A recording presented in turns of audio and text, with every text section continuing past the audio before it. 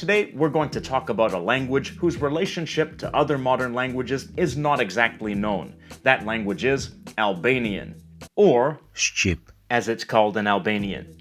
Albanian is an Indo-European language. You may be wondering, which branch of Indo-European? Is it a Romance language? A Slavic language? A Germanic language? How about a Celtic language? A Hellenic language? Nope. Albanian is a language isolate within the Indo-European language family, meaning that it forms its own branch of Indo-European, to which no other modern languages belong. The most common theory among scholars is that Albanian developed from the ancient Illyrian language, which itself was an Indo-European language with uncertain connections to other ones. But there are others who think it's related to Thracian or Dacian. Albanian is spoken by around 7.6 million people, mainly in the Balkan region of southeastern Europe. It's the official language of Albania, as well as Kosovo, along with Serbian, in North Macedonia, alongside Macedonian, and it's also official at the municipal level in 6 of Montenegro's 24 municipalities. It's also spoken by minorities in other adjacent areas, such as Serbia, Italy, and Greece. Not much is known about the history of Albanian, and that's partly because the earliest examples of Albanian writing that we know of are relatively recent. The earliest known example of Albanian writing is from 1462, and the first Albanian book was written in 1555. Efforts to standardize the literary language, both in orthography and language forms, only began in the early 20th century, and a common standard wasn't accepted everywhere until the second half of the 20th century, as late as 1968 in Kosovo. The standard that came to predominate was based on the Tosk dialect, though it contains elements of the other major dialect as well, Geg.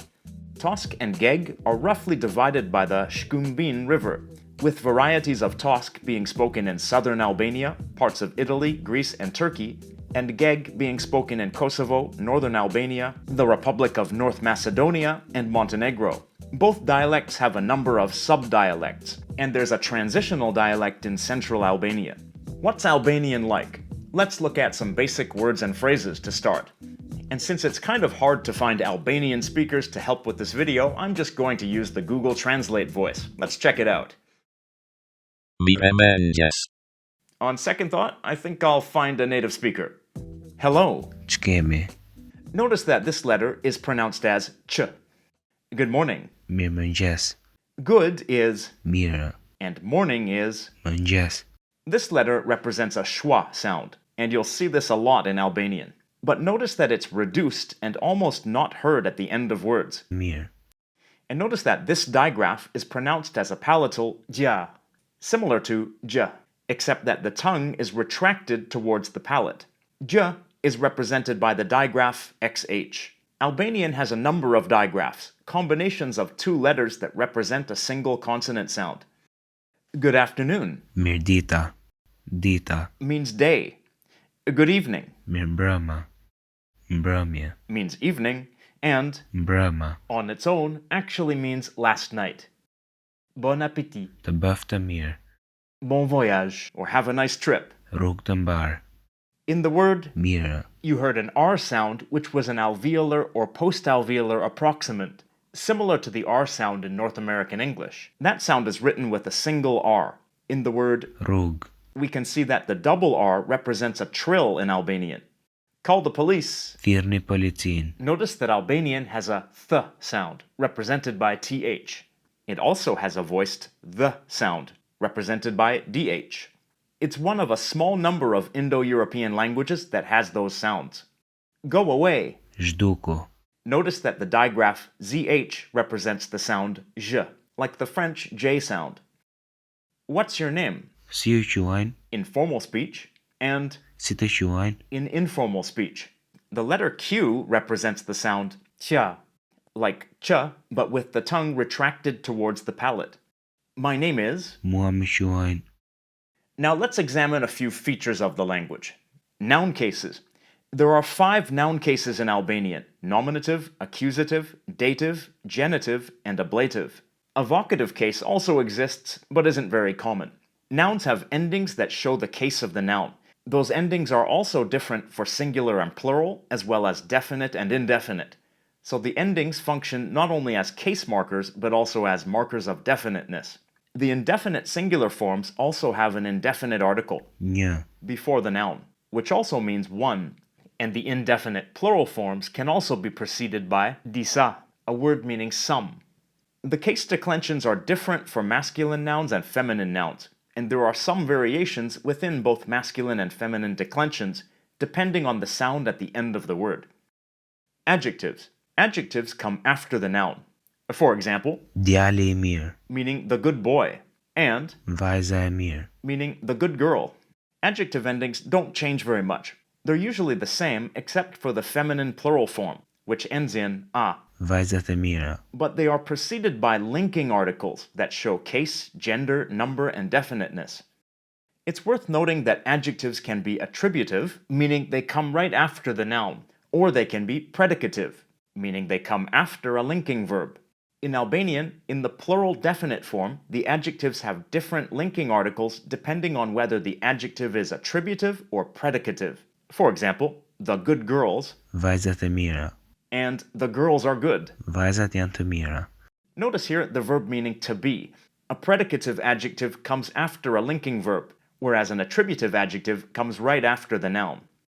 Verbs. Verbs are one of the most complex things about Albanian because there are many moods that are used together with tenses. Moods are verb forms that indicate the attitude of the speaker towards what is being said. There are 6 moods: indicative, which expresses a fact or asks a question; subjunctive, which shows possibility; optative, which expresses a wish; admirative, which expresses surprise or disagreement; conditional, which expresses something dependent on a condition; and imperative, used for commands or instructions. The subjunctive and optative moods are closely related, and both existed in Proto-Indo-European. Albanian is the only modern Indo-European language that maintains both of them in parallel. In other Indo-European languages, they either merged or one of them fell out of use. There are 8 basic tenses in Albanian, which incorporate both tense and aspect together, but not all of the tenses are used with each mood. In the indicative mood, there are 8 tenses. In the subjunctive mood, there are 4 tenses. In the admirative mood, 4 tenses. In the optative mood, 2 tenses. In the conditional mood, 2 tenses. And in the imperative mood, just 1. Pronouns. Personal pronouns in Albanian differ depending on case. In the accusative and dative cases, the personal pronouns are accompanied by short forms. In other words, clitic pronouns that appear before the verb. For example, Unë e pash atë. meaning I saw him, Atë. is an accusative pronoun for the third person singular, but it's accompanied by E. a clitic pronoun which goes before the verb. Note that this sentence could also be, E pash atë. since Albanian is pro-drop, and the subject pronoun can be dropped because it's obvious from the verb conjugation. Oftentimes, the full pronoun is left out, and only the clitic pronoun is used. So the sentence above could also be, Unë e pash. or. E pash. The short forms also appear together with nouns in the accusative and dative cases. For example, Eva I foli doktorit. meaning Eva spoke to the doctor. Here Doktorit. is a noun in the dative case, and the clitic pronoun, e, accompanies it, appearing before the verb. But they don't appear in every case. When the object is in the dative case, in other words, an indirect object, the clitic pronoun is required. When the object is in the accusative case, though, in other words, a direct object, the clitic pronoun is used in certain cases but not others. The basic rule is that the accusative clitic pronoun must be used when the accusative object, in other words, the direct object, is not the focus of the sentence, while the clitic pronoun can't be used when the accusative object is the focus of the sentence. For example, Eva e bleu fustanin. and. Eva bleu fustanin. These sentences both mean Eva bought the dress. But in the second sentence, the focus is on the dress. For example, answering the question, which item did she buy? So the clitic doesn't appear. Possessive adjectives. There are also possessive adjectives in Albanian, which follow the noun that's possessed and agree with it in case and gender. For example, Pas qenin e ti. meaning I saw his dog. This is the possessive adjective meaning his, for nouns in the accusative case. And this sentence, Qeni I ti është I shëmtuar. meaning his dog is ugly. This also means his, but it's in the nominative case, because the dog is the subject. Also notice the different endings of the noun meaning dog, depending on its case. And notice the linking article before the adjective. Also note that it's a predicative adjective and follows the linking verb. është, It's the third-person singular present form of the verb, jam, meaning to be. Now let's focus on a couple more Albanian sentences and see what we find. Here's a sentence meaning the company president gave a promotion to his employee. presidenti I kompanisë dha një ngritje në detyrë punonjësit të tij. Word for word, it's president, company, gave a raise in duty, employee, his. In this sentence, we see several examples of noun cases, so let's focus on those for a minute. First, look at the phrase. Presidenti I kompanisë, The first noun is the definite singular nominative form of. president, The second noun is the indefinite singular genitive form of. kompani, The preposition e, meaning of, is part of the genitive form. The case forms for these two nouns are different because of their gender, president, is masculine and kompani, is feminine. Here ngritje, is the indefinite singular accusative form of the noun, which is the same as the nominative form. This noun is in the accusative case because it's the direct object of the verb. Indefinite singular nouns are preceded by an indefinite article, një, which also means one. It's followed by the preposition n, meaning in, then by the noun Detyrë. meaning duty. This noun is in the indefinite singular accusative form because of the preposition that comes before it. Next, the noun punonjësit, is the definite third-person singular dative form of the masculine noun. punonjës, It's dative because the employee is the indirect object of the verb, and e is the clitic pronoun accompanying the dative noun. It's worth pointing out that the word order in Albanian is flexible. It would be perfectly fine to say this sentence this way instead. Presidenti I kompanisë I dha punonjësit të tij një ngritje në detyrë. Another sentence. This sentence means we want to buy some souvenirs. ne duam të blejmë disa suvenire, Word for word, it's we want, subjunctive particle, buy some souvenirs. First, we see that the nominative personal pronoun, ne, which means we, can be dropped, duam, is the first person plural present indicative form of the verb, Dua. meaning want. In English, the verb want is followed by the infinitive of a verb, but Albanian has no infinitive form. The subjunctive form is used instead. This is the subjunctive form of the verb, blej, meaning to buy, të, is the subjunctive particle which precedes the subjunctive form of the verb. For most subjects, the subjunctive form is the same as the indicative, except for the second person and third person singular, which are different. The subjunctive is used after other modal verbs as well, like duhet, meaning must and mund, meaning can. Finally, the word suvenire, is the plural indefinite accusative form of the noun. Suvenir. Albanian is a fascinating language with some unique features that make it stand out from other Indo-European languages.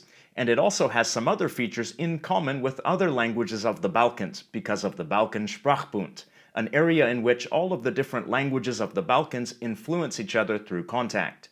In this video, we've basically just scratched the surface of Albanian, especially with regards to its rich verbal system of tenses and moods. But if Albanian captures your imagination, then you might want to check out these two courses. Colloquial Albanian, the complete course for beginners, and Discovering Albanian 1. Both courses are by Linda Maniku and Hector Campos. Colloquial Albanian seems more accessible to the casual learner, while Discovering Albanian seems more thorough and made for serious learners. The question of the day. For native speakers of Albanian, do you speak a Tosk dialect or a Geg dialect? How different are they, and how well do you understand the other group of dialects? And for everyone else, what's your impression of Albanian after watching the video? Leave your comments down below. If you enjoyed this video, then check out LangFocus on the various social media platforms like Facebook, YouTube, Twitter, and Instagram. And of course, I want to say a very special thanks to all of my Patreon supporters, especially these ones right here on the screen. They are my top-tier Patreon supporters. Many extra special thanks to them. And to everyone, thank you for watching and have a nice day.